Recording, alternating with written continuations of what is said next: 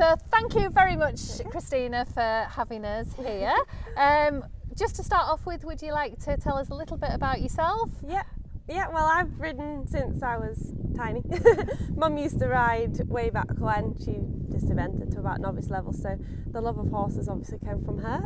Me and my sister started riding, and we started in the working hunters and did Hoys and Hickstead and that lot, and then I ventured off into eventing, and the rest is history, really. This is quite funny because actually this is my third YouTube video with a rider, and you're the third one who started out live in the showroom. Which is quite, but actually the others have kind of gone into dressage, but you've gone for the serious stuff. So you must have brave pants to want to be whizzing around these 5-star tracks now. But I know anybody who's ever spoken to Kristina at a show, she's always like cool as a cucumber. Doesn't seem to get fazed by it. I'm guessing you will be inside, are you? Yeah, I mean, I like to have a bit of nerves because I feel like nerves make me ride a bit better, but I absolutely love what I do, and I wouldn't change it for anything. Galloping at big fences is fun for me. I like the adrenaline rush. Very scary, very scary. So we're going to have a look around the stables. You're going to ride one for us as well. Give us a few tips, what we might be able to do ourselves at home. I hope you enjoy following us around. Okay, so we're now here at the stables, which is obviously it's part of your family home. Tell us a little bit about the teddies, what I can see hung on the stable doors. Yeah, so each horse has a teddy to play with, and then when they stable away from home, we have a set of away teddies, and actually they love playing with them. I started because I had one horse that had a bit of anger management, and he'd take it out on the teddy, so it's then just something I've always had, and the horses do enjoy playing with them.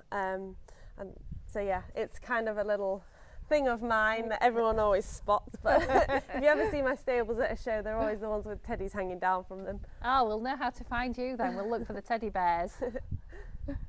So now we're in obviously the solarium, which is where I tack up. I've got two just for when we're going off for competitions. It's quite easy, just have both horses in here, and pre-competition when we're washing them, they're easy to dry. I mean, I love the solarium for when I'm tacking up. One, I like it for myself. But definitely in winter, and it is actually cold today, although it looks bright and sunny, but it is very cold, isn't it? Cold. So it's lovely under here. It just helps keep their backs up, and they're a little bit warmer before you get on.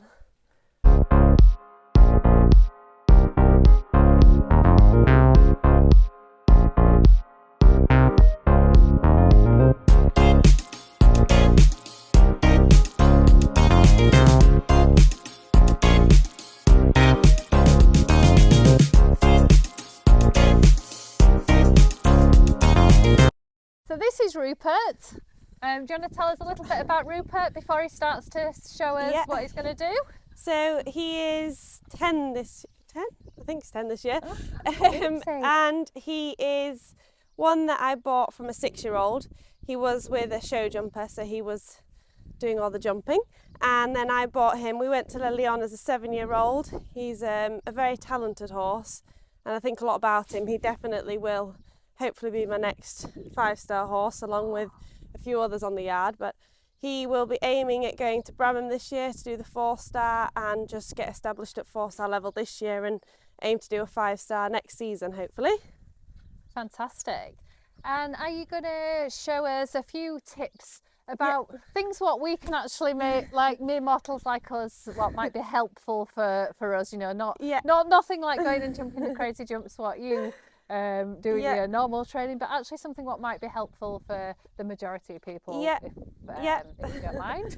So I tend to do a lot of pole work with all of my horses. They also do proper schooling with no poles, but I tend to make it exciting for them to go over poles, and it's mainly focusing on my own position and the horse's straightness, and when we do transitions before and after the poles, which it all helps with the flat work, but just making it a little bit more interesting for the horse, and sometimes for me. It's actually something I learnt from spending a lot of time with Pippa Funnell through the Wesco programme. She's always doing poles and putting objects in the arena, just to go round and circle around, just things to focus ourselves on, just so we're not always just trotting around in circles, doing circle after circle. which makes it a little bit boring for the horse and a little bit boring for us. Yeah, you kind of switch off a little bit, Yeah. don't you? Oh, we feel very privileged to be watching, doing some training tips from what you've learnt at Pippa's. So we're just going to start with something really basic and just do the 3 trot poles in the middle there. And first of all, he'll just trot through them in a straight line. I'll make sure he doesn't drift one way or the other. His quarters are behind his shoulders. And then just to make it a little bit more tricky, we'll do some transitions before the poles, you know, trot walk and trot walk after the poles, and then build it up to some canter trot transitions. And it really helps with the flat work, and the poles help engage the quarters without having to nag and kick all the time.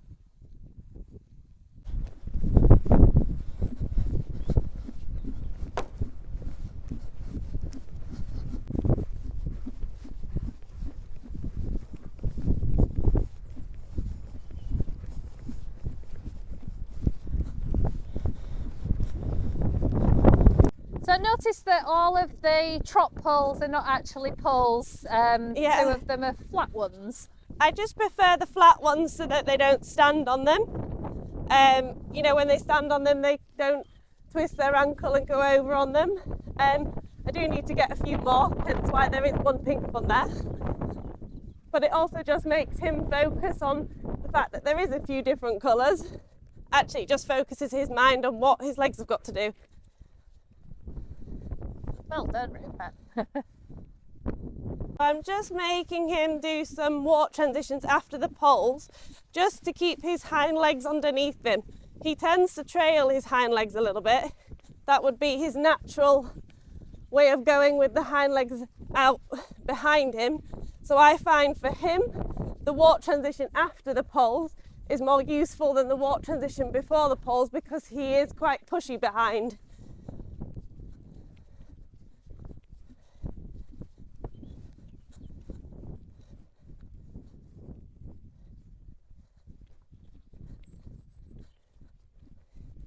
And there was I thought you was just actually having a little rest after you'd done the trot poles.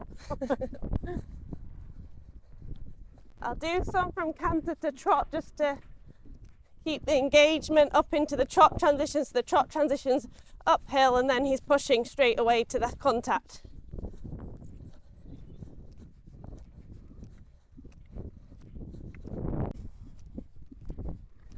Sometimes when we do a lot of canter trot transitions, the horses trot a little bit onto the forehand, so then going through the poles helps just to raise the shoulders, make them a little bit more uphill.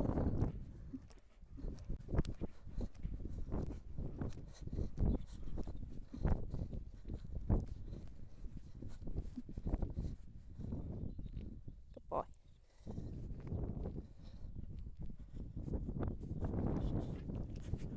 So you can really play around with these transitions, just using the poles just to keep the energy and the impulsion in the trot.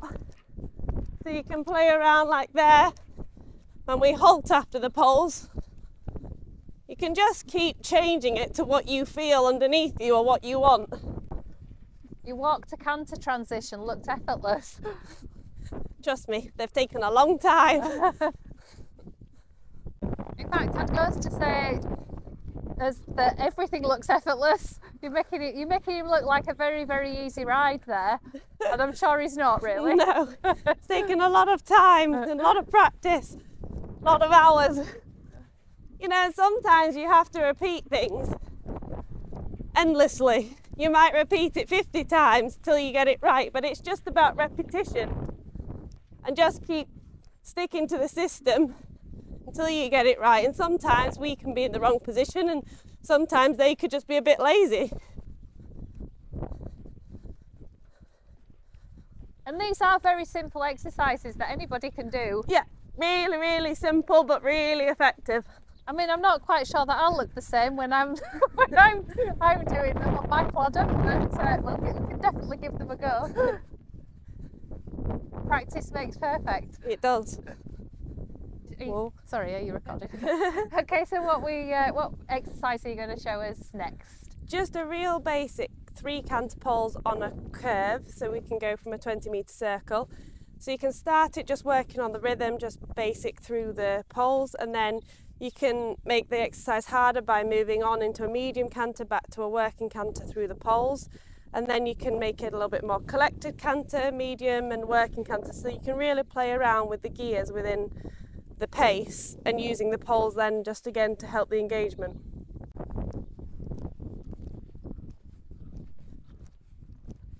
You can make the canter poles on the curve like a bit shallower if you're in collected canter by going on the inner circle. And if you're in a more open canter, you can just make the curve a little bit wider and it gives the horse a bit more room. Is there still a set distance then between the canter poles that you I measure it middle to middle. Okay. And then obviously if you want to go wider like here, I can go on the outer line. And then if I want it just to be a little bit more effective, a bit more jump in the canter, I can go on the inner line. I'll just give him a little bit more pace now.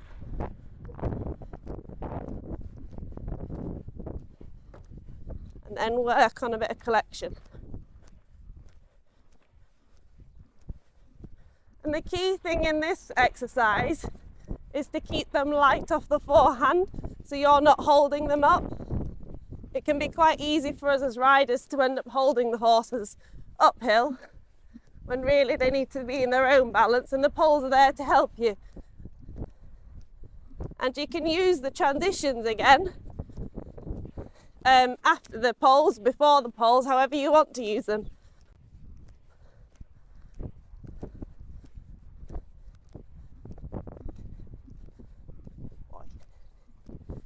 And collected again. Bye-bye.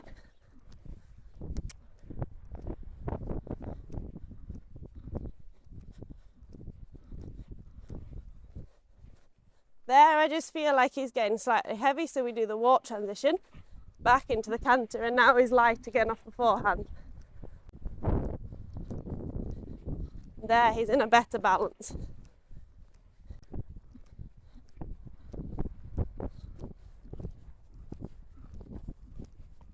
So you can see how much effort he actually puts in when he's going over the poles.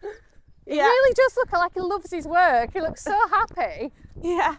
I mean, you can put pole raises out if your horse doesn't quite use the jump as he would use it. But you do probably have to have someone in the arena with you, because if they hit them, obviously they fall back down. Oh, yeah. But they are quite useful. And I do use them some days.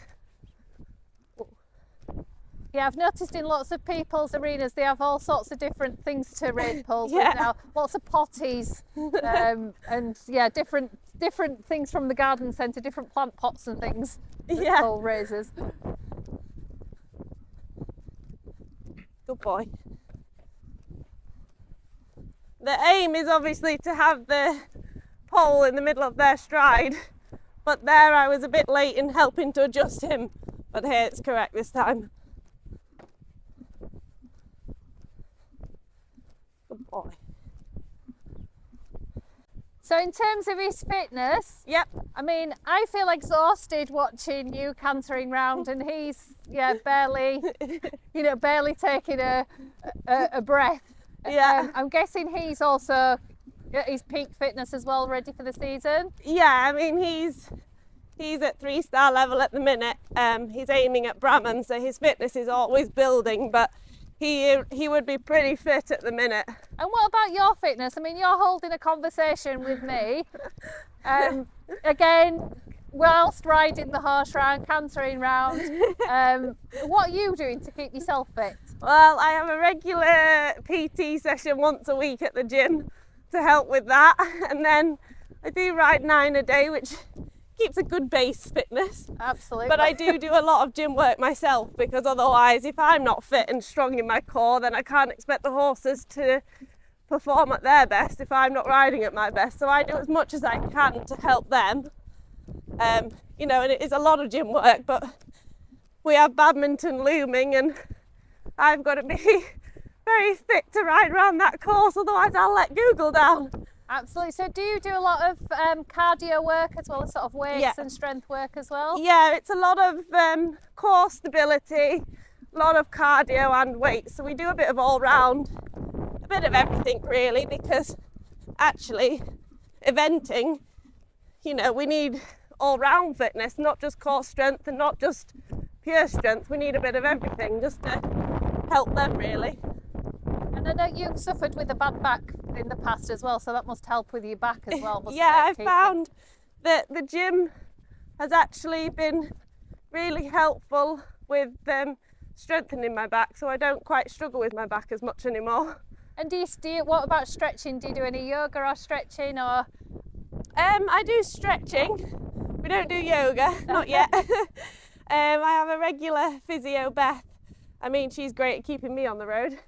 See, the horses are very important. They have regular physio, but I also have regular physio. I know, and I think that's a common mistake with a lot of horse riders. Yeah. We all have the horse. In fact, I know we share I originally met Kristina through our shared equine physio. Yeah. So I think we all kind of put our money and our time into the equine physios, but probably not always with ourselves. We'll all be walking around crippled, and Yeah.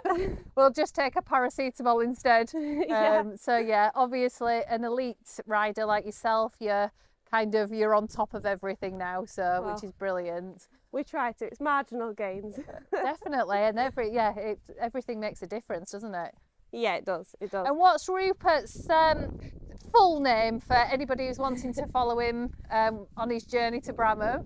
He's called Igor B. Igor B. I did research what Igor stands for, and it says Warrior of Peace, which is quite fitting because he is the softest thing. He's absolutely gorgeous, aren't you? And you don't like the flies, do you? No. Hey, you don't like the flies. So let's hope that. I don't want it to rain really from him, but let's just hope for a little bit of drizzle to get rid of the flies for you. Hey, good boy.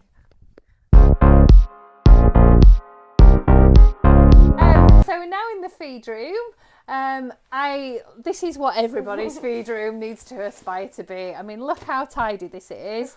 You've got them all on the racking, all your different feeds in different orders. Yeah. So who has what in here? I know that we've already maybe talked about Google. With the balancer and the race fit. Yeah. And then Rupert, BB, which is Hawkeye, and Boots, which is the Grey Finsky horse. They're all on relief.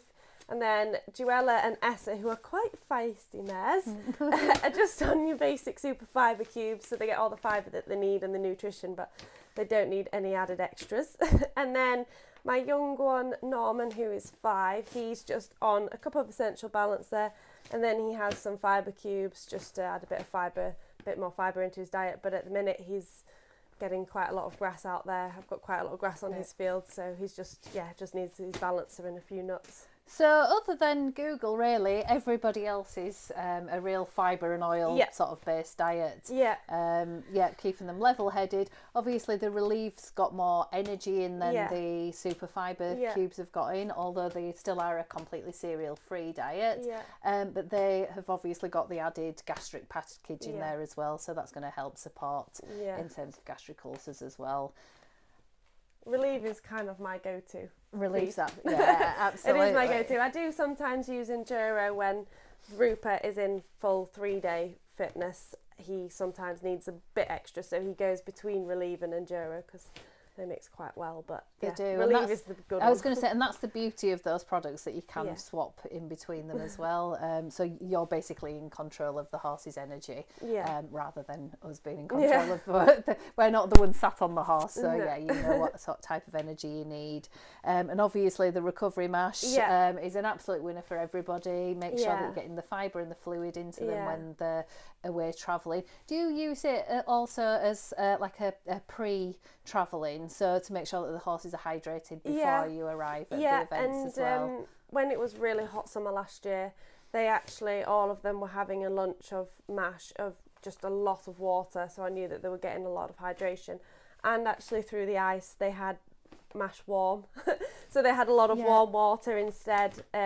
It's such a versatile thing, and actually Duella, when she's away at competition, she won't touch any water, so actually putting some mash in she tends to then end up having a drink because she wants the mash at the bottom. And so she's very fussy as well, and Yeah, she's very with everything fussy. when she travels. Bless her.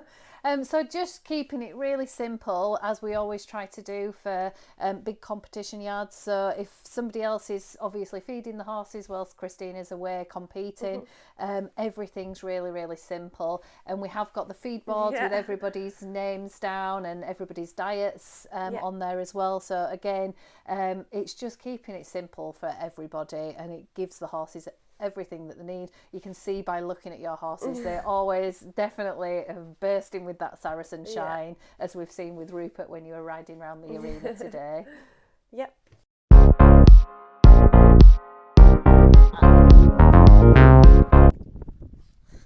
So who is this very handsome chap? This is BB. His posh name is Hawkeye. I got him last year. He's one of Nicola Wilson's horses. I mean, Helen Scott owns him, and she's the most lovely lady. And obviously, with Nick's accident, I've ended up with him, and Nicola's a very big supporter of ours, and you know, she helps me out a lot with him still. And he's a very special one. He's definitely a 5-star horse. We'll be doing lots of 4 stars this year, and yeah, hopefully we've got a very bright future together.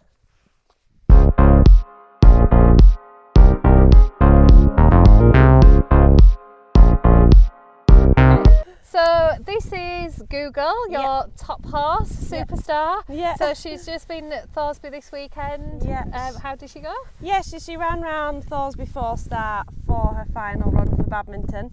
Her final prep run anyway. She'll have another little spin round an intermediate just as a final fitness. But yep, she was double clear, nice and slow as planned, just to make sure that we got the job done, and you know, she didn't run too fast, so we have some breaks when we go around badminton, hopefully. Brilliant. And what was your preparation? Talk us through your preparation, what you would do in terms of like your training and your fitting work. Do you kind of throw her out over winter? Does she get a bit of a break before bringing her back? At mine, I don't they have hacking holidays at mine. They don't get thrown away, and that's it.